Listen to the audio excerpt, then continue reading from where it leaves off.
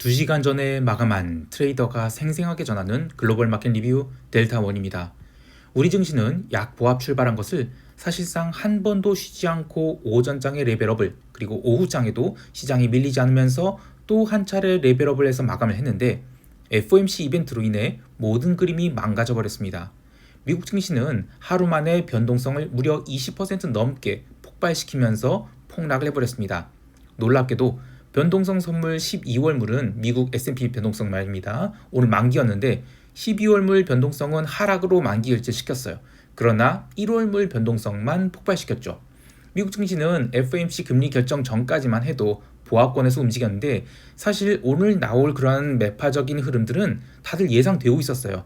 그러나 시장은 그래도 무조건 갈 것이다 이렇게 생각했던 것 같아요. 그러나 단 2시간 만에 마이너스 4% 넘는 급락이 나오면서 위클리 풋옵션을 기본 30배에서 100배까지 대폭등을 시켜버렸습니다. 살떨리는 시장 어떻게 대응해야 될지 이야기해봅니다.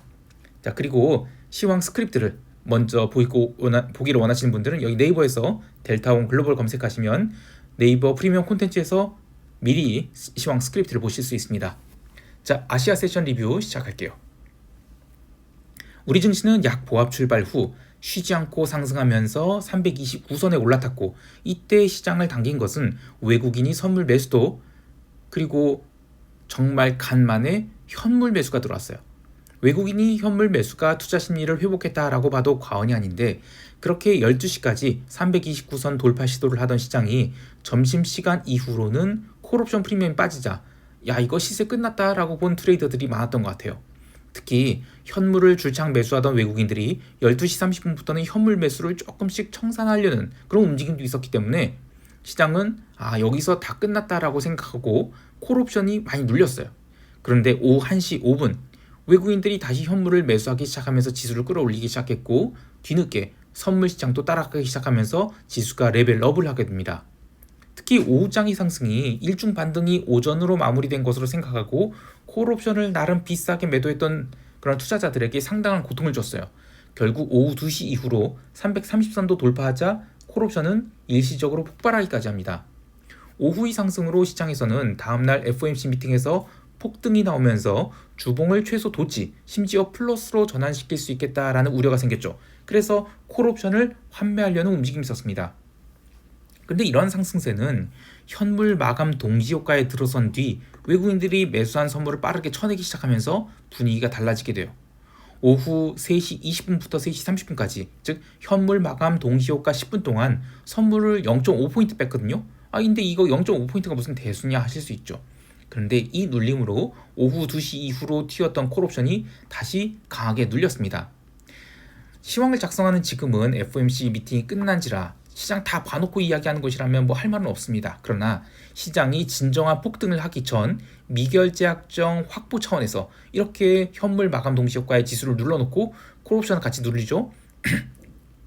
그 다음에 콜옵션 미결제 약정을 그 매수 미결제 약정을 확보하고 그 다음날 갭으로 상승시키는 경우가 있어요. 그래서 마감 동시 효과에 0.5포인트 늘렸다고 콜 매도를 막 따라치면서 오버나이트 했다. 그러면 우리 증시는 가볍게 직전 고점권인 333선에 갭상승할 수 있어요.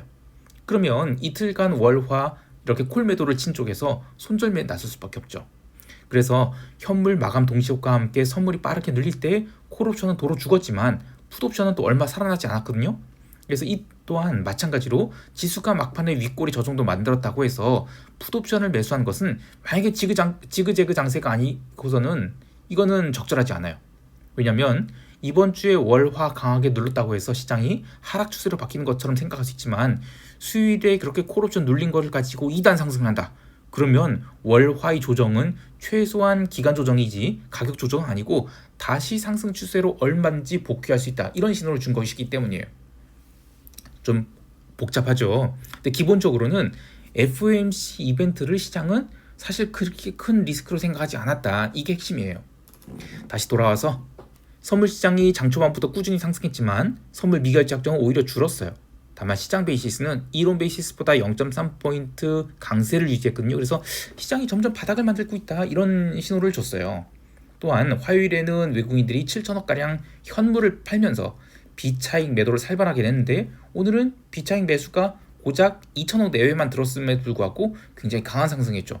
즉 매도에 대해서는 시장이 어느 정도 하방 경직을 보이는 것이고 매수가 들어온다면 적은 규모로도 탄력 있게 상승할 수 있음을 보여준 거예요.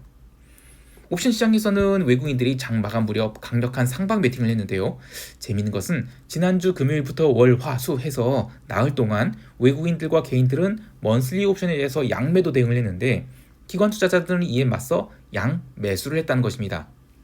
지난 시황에서 말씀드렸듯이 금요일에는 주말 탄핵 부결 리스크 때문에 양매수를 했다 쳐도 월요일에 지수가 눌릴 때도 양매수를 하고 화요일에도 양매수를 하고 오늘까지도 양매수를 했어요. 그래서 기관 투자자들이 무슨 생각으로 양매수를 지르고 있는 것일까 싶지만 기관들은 아주 철저하게 싼 가격에서만 옵션을 사고 있어요.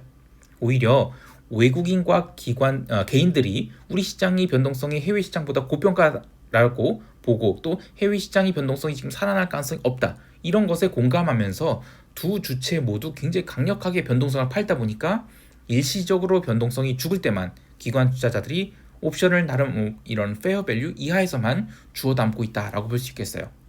방금 마감한 야간 선물 시장이 1.5%가 하락을 했지만 시장은 이걸로 만족하지 않을 것 같아 걱정이에요. 왜냐하면 과도한 변동성 매도를 했다면 응징당할 수밖에 없기 때문이죠. 마켓메이커들은 지수가 반등을 하면서 340에서 315 레인지를 상단은 그대로 둔 채 하단만 320포인트로 올려놨는데 시장이 급하게 하락 전환이 나올 것 같고 또 고민을 하게 될 것 같아요. 물론 S&P가 마이너스 3% 가까이 빠지고 나스닥은 그보다 더 빠지고 심지어 러셀은 장중한테 마이너스 5%를 찍기도 했는데 방금 마감한 미국 증시가 이 주식시장만 하락한 게 아니라 달러의 초강세도 낙했죠. 그래서 우리 시장은 원화 약세로도 쳐맞고 또 주가로도 쳐맞는 그런 고통스러운 선택을 하게 될 것 같아요. 즉 다시 320선으로 갈 수 있다는 얘기인데 갭다운이 나오게 된다면 마켓메이커들이 풋옵션을 환매하면서 다시 하단 레인지를 확장하게 될지를 봐야 되겠습니다. 자, 이제 유럽 세션으로 넘어갈게요. 유럽 증시는 아주 좁은 박스권에서 움직였지만 기본적으로는 매수세가 있었습니다. 그리고 FOMC에 대한 기대감도 있었던 것 같아요. 물론 본장 마감 후에 FOMC 이벤트를 시장이 부정적으로 해석하면서 미국 지수도 급락하고 또 유럽 지수 선물도 1% 넘는 그런 하락이 나오면서 변동성이 살아난 등 분위기가 안 좋아졌는데요. 미국 증시가 사실상 12월의 상승분은 물론이고 11월의 상승분마저 모두 반납한지라 유럽 증시는 이 정도로 하락이 끝나지 않을 것 같아요. 채권 시장에서는 FOMC 이벤트 전까지만 해도 유로존 채권 중심이 반등세가 있었는데 FOMC 성명문 발표와 함께 채권 시장은 단기물, 장기물 할 것 없이 폭락을 했고 또 이후 파월이 기자회견이 진행된 동안 제대로 된 반등을 하지 못하면서 결국 종가 저가로 처박혔어요. 파월이 기자회견에서 핵심은 금리 인하 사이클이 종료되었을 가능성을 살짝 내비친 거예요. 점도표 또한 내년에 25bp 인하를 4번이 아니라 한 2번 정도만 할 가능성이 생기면서 이거 채권 시장을 거의 투매급으로 던져버렸죠. 통화 시장 또한 아시아 세션에서 오지 달러가 약세를 보이고 있는 상황에서 미국 세션 들어서도 추가 약세를 보였는데 FOMC 성명문 발표와 함께 맥없이 밀려버리고 말았어요. 오늘의 하락으로 오지 달러는 연중 신저가는 물론이고 작년이 저가 맞춰 갱신해 버렸는데요. 기술적으로는 여기서 더 내린다면 매수세가 들어올 수 있는 어떤 고변동성 구간에 들어온 것이지만 달러 인덱스가 연중 신고가를 갱신한 상황에서 당장 반등이 나온다고 보기 어려울 것 같아요. 목요일은 아시아 세션에서 BOJ 금리 결정도 있고 오후에는 영란은행의 금리 결정도 있는데 굳이 이야기하자면 달러를 누를 만한 재료는 BOJ밖에 없을 것 같아요. 근데 그마저도 BOJ는 지금 속도 조절을 생각하고 있죠. 그래서 당장 이번 주의 달러 강세 독주에 제동을 걸 만한 게 뭐가 있을까 싶어요. 상품 시장에서는 골드와 실버 같은 귀금속이 강력하게 밀렸고 그에 반해 기름은 상대적으로 잘 버텼는데 유럽 세션에서 꾸준히 상승하면서 70.8달러까지 상승한 텍사스 기름은 유럽 마감 후에 상승분을 모두 반납했어요. 그리고 이후 FOMC 이벤트와 함께 비달러 바스켓이 박살나면서 기름도 결국 마이너스 전환하게 됩니다. 한편 원유 재고는 93만 배럴 감소로 나왔어요. 근데 시장은 재고 발표에는 전혀 신경 쓰지 않았어요. 여하튼 기름은 유럽 세션 마감할 때까지 꾸준히 상승을 해서 70.8달러에 멈췄는데 이후 더 큰 이벤트인 FOMC 이벤트에 비달러 바스켓이 다 얻어 터지면서 마이너스권으로 눌렸습니다. 자, 이제 미국 세션 넘어갈게요. 미국 지수 선물은 아시아 세션에서 CME 전자거래가 시작할 때 약간 이상한 점이 있었어요. 전자거래 시작인 오전 8시 나스닥 선물 위주로 강한 매도가 있었죠. 나스닥 선물은 무려 0.4% 마이너스로 눌렸다가 이후에 꾸준히 회복해서 미국 세션 개장 1시간 전에는 전일이 눌림마저 모두 회복한 상태에서 출발하게 됩니다. 그러나 본장 개장 1시간을 앞두고 프리마켓 호가가 본격적으로 들어오기 시작할 때 나스닥 테크 섹터에 대한 매도 주문이 쏟아져 나오고, 반대로 그동안 좀 과하게 눌렸다 싶은 다우지수 관련 종목에는 매수가 들어오면서 흐름이 좀 엇갈렸죠. 사실 이때까지만 해도 그동안에 다우가 계속 눌렸다가 다우가 이번에 반등하고 나스닥 좀 차익 실현 나오는 그런 전형적인 디스퍼전 트레이딩, 그리고 전체 시장 변동성은 죽여있는 그런 흐름이 있었어요. 그런데 이후에 그렇게 변동성 눌리면서 나스닥은 다시 유럽 증시 상승과 함께 22,350포인트까지 올라왔습니다. 그래서 이 오전장에는 변동성만 죽이고 있었지 시장에 강력한 매수세가 있었지도 않고 또 매도도 없었어요. 그래도 S&P 지수는 프리마켓에서 눌린 것을 모두 회복하는 그런 상승세가 나왔죠. 이 FOMC 이벤트 전에는 시장에는 그냥 변동성 매도만 있었대요. 그리고 방향성 없었습니다. 참고로 미국은 수요일이 변동성 선물 12월물 만기였는데 본장 개장 전에 거래가 아무리 돼요. 그래서 12월물 변동성은 전일 대비 눌려서 마감했고, 1월물 변동성 또한 미국 세션 개장 초에 S&P 지수나 나스닥이 잠깐 눌렸을 때 변동성이 살짝 올라오긴 했는데 어제의 고점도 못 넘겼어요. 그래서 최소한 유럽 마감 때까지는 미국도 변동성 매도가 들어오면서 FOMC 이벤트에 대해서 별다른 리스크라고 생각하지 않았던 것 같아요. 그러나 FOMC 성명문이 발표되면서 시장은 내년도 금리 인하 지속에 대한 의구심이 강하게 생기면서 하락을 하기 시작했어요. 그럼에도 불구하고 트럼프의 기자회견이 시작될 때까지는 그래도 납득할 만한 수준의 하락이 진행되고 있었죠. 실제로 파월이 기자회견이 시작되면서 시장은 조심스럽게 반등에 나서기도 했는데요. 하지만 파월의 발언은 투자자들이 뒤통수를 뜨겁게 만들었어요. 핵심적인 것 3가지만 이야기하면, 우선 트럼프의 집권으로 인해 시장에 닥칠 변화에 대해서 그때 가서 대응하겠다는, 그러니까 현재 상황만 보면 인플레이션 우려가 재부각되고 있는 상황에서 금리 인하를 서두르지 않거나 어쩌면 동결할지도 모르겠다는 그런 우려가 생기게 한 것. 두 번째는 올해 기준금리 100bp 내린 것만으로도 금리 조정에 더 신중해져야 된다, 이런 이야기를 하면서 야, 이거 금리 인하 속도 조절 들어간 거 맞구나, 이렇게 해석하게 한 거. 그리고 세 번째는 인플레이션 지표가 12개월간 제자리 걸음을 하고 있다지만 이후에 추가 금리 인하를 고려할 때 인플레이션이 진전을 주시할 것이다, 이렇게 얘기했는데, 사실 여기서 금리 인하를 고려한다는 말은 아니죠. 그냥 금리 인하를 안 하겠다, 이 말입니다. 여하튼 시장은 FOMC 성명문에서 1차 하락을 했죠. 근데 이때만 해도 변동성이 오르긴 했지만 시장에 충격을 줄 정도는 아니었어요. 기자회견에서 투자자들이 기대를 계속 허물어가는 파월의 발언으로 인해 시장은 낙폭을 키워갔고요. 기자회견 마치고 시장이 한 번 더 반등 시도를 했는데 이 제로 데이트 익스파이어 옵션은 이 풋옵션 매도에 대한 손절매가 터졌죠. 그래서 지수는 사실상 종가 저가로 처박히게 됩니다. 그나마 S&P 선물은 5,885포인트로 마감하게 됐지만 현물 본장 마감 후 5분 동안 마이너스 0.7% 투매가 더 나오면서 투자 심리를 아주 박살내놨어요. 지난 12월 9일 월요일부터 S&P 지수는 이틀 눌림, 그리고 하루 반등, 또 이틀 눌림, 또 하루 반등, 그리고 어제 눌리고 오늘 반등이 나온 듯 했는데 오늘 완전히 아래로 박살내면서 21선과 61선을 모두 한 번에 깨버리게 됩니다.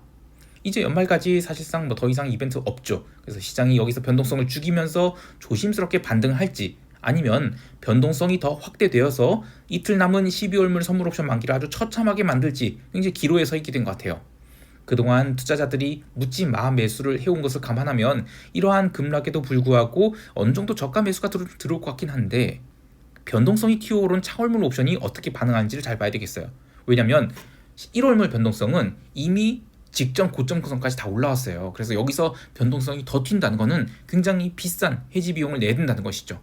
여하튼 연말에 이젠 더 이상 지표가 나올 게 없기 때문에 과연 더 급락이 나올까? 그건 잘 모르겠습니다. 개별 종목에서는 오전장에 3% 엔비디아가 강세를 보였고 그 사이에 브로드컴은 반대로 마이너스 4% 하락을 했죠.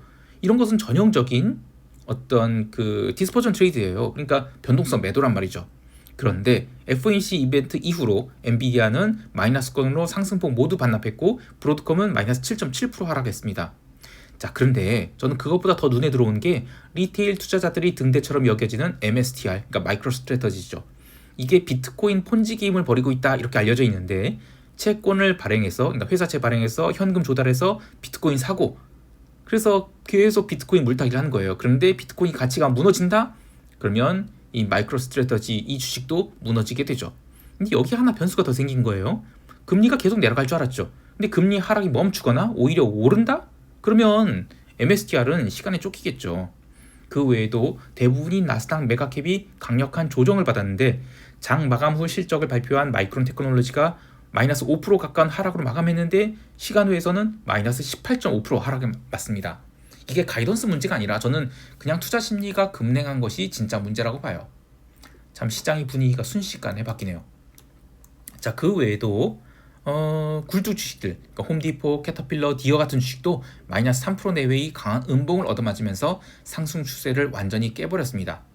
코인베이스와 로빈훗 마켓츠도 마이너스 9% 내외의 하락을 보였는데 특히 코인베이스는 MSTR처럼 외줄타기 상승을 하다가 주요 이평선을 강하게 끌어내리는 그런 매도를 맞으면서 시장이 분위기를 꺾었습니다. 자, 이제 시장 총평하면서 대응 전략 이야기할게요. 우리 증시는 갭 다운이 나면 어디까지 나올 것인지, 그리고 오늘 반등은 나오게 될지, 이런 것들이 가장 큰 관심사 같은데 야간 선물이 324.65포인트 마감했는데 이거는 파월이 기자회견 이후의 시세는 반영하지 않았다고 봐요. 그렇다고 해서 무슨 마이너스 3% 넘는 그런 하락이 우리 시장에 시가 반영된다? 그럼 당연히 저점 매수 들어오겠죠. 그래서 전체 흐름을 보면 위로는 327, 아래로는 321이라는 꽤나 넓은 영역에서 반등 시도를 하다가 실패하면 오후장 종가 저가 이렇게 꽂히는 그런 흐름을 예상해 볼 수 있겠는데 시가선이 어디 위치할지는 시장 분위기를 좀 봐야 되겠으나 최근 우리 시장 분위기가 외국인이 현물 매도가 나오기 시작한다면 선물 시장에서는 적극적인 플레이 안 나오죠. 자, 그러나 외국인들이 현물을 매도한다 해도 선물 시장에서 공격적인 매도가 나오지 않고 있어요. 그래서 9시 현물 개장 후에 외국인 현물 매도한다? 그러면 어쩔 수 없이 시장이 더 눌려서 321선을 향해서 지그재그 흐름으로 움직이겠지만 현물 매도가 안 나온다. 그러면 오히려 꽤 강한 그런 반등이 나오면서 지수를 끌어올릴 수 있다. 이렇게 보고 있어요. 한편 우리 증시는 변동성이 18포인트 내려갔지만 해외 시장 변동성 지금 20포인트 넘겼죠. 우리 시장의 초반 움직임은 오히려 변동성 매수가 들어올지도 모르겠어요. 특히 갭다운이 크면 클수록 풋 매수 해지에 대한 요구가 커질 것 같은데 그래서 보수적으로 보면 오전장은 321선 부근에서나 반등 시도가 나올 것 같아요. 자, 또 봐야 할 것은 환율인데 어제 오지달러를 포함해서 대부분이 비달러 바스켓들이 강력한 눌림이 나왔어요. 달러원 선물이 지금 1,450원 넘는 건 시간 문제죠. 특히 목요일에는 BOJ 그리고 BOE 금리 결정이 연달아 있기 때문에 여기서 달러 인덱스가 추가 상승을 한다? 네, 가능성이 있죠. 그래서 외국인들이 현물에 대해서는 추가 매도를 할 가능성이 더 높아요. 즉 선물시장 개정할 때 미리 액션을 취하지 말고 9시 현물 본장 개장 이후의 분위기를 보면서 소극적으로 대응한 것이 좋겠습니다. 해외 시장에 대해서는 비달러 바스켓인데 영국 파운드와는 상대적 강세를 보이고 있어요. 아무래도 목요일 BOE 금리 결정이 있기 때문이죠. 유로화도 눌리긴 했지만 상대적으로 잘 버텼는데 유로엔이 내일 급락하게 될지 아니면 다시 161엔대로 올라오게 될지를 봐야 되겠습니다. 시장의 변동성이 갑작스럽게 살아났는데 미국과 유럽이 옵션 만기가 지금 이틀밖에 안 남았어요. 그래서 무리하지 마시고 이번 변동성 상승이 1월물로 며칠 더 계속될 가능성이 있기 때문에 어쨌든 리스크 관리를 하자라고 말씀드리겠습니다. 자, 오늘 하루도 성공 투자하시길 바라고요. 이상 델타원이었습니다. 감사합니다.